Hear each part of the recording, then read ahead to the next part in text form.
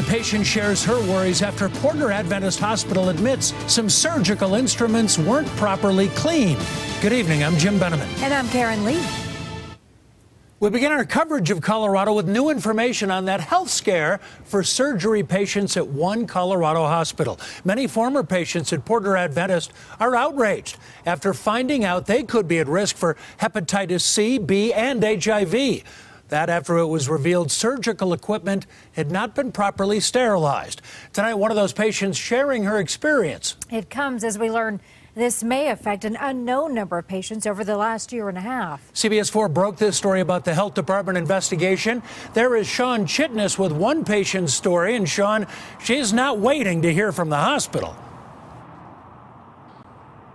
Jim, no, we had the chance to speak to one patient who tells us she may be affected by that breach because she had surgery during that time frame where you have to worry about an infection. And she says she's dealing with a mix of emotions tonight, both frustrated and nervous, as she worries now about not only her health, but her fiance's health as well. It's kind of scary, you don't want to think about it, but it's there. A patient that wants us to call her Christine says she had foot surgery at Portland Adventist Hospital back in December. The surgery had its own complications, but yesterday, Christine learned about another issue. What do you say? You're angry. I can imagine everybody else feeling like us, going, wait a minute, now I have to worry about this. A sterilization breach over 18 months has an unknown number of patients potentially at risk for hepatitis B, hepatitis C, or HIV. Tonight, she's anxious about getting tested next week. You have to wait several days for it to come back. So you're not just like freaked out, but you're stressed. Christine loves animals. They're all over her house: dogs, cats, birds, and ferrets.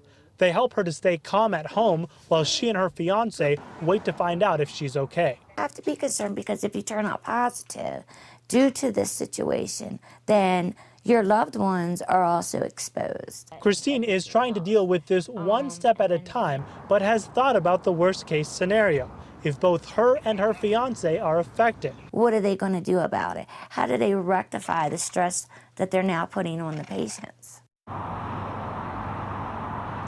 And Christine tells us she's going to see her own doctor to get tested. She doesn't want to go back to the hospital. The hospital itself did not release any more details about its response to this breach. But for more information about the time frame that you need to be aware of, as well as the hotline that has been created, just head to cbsdenver.com.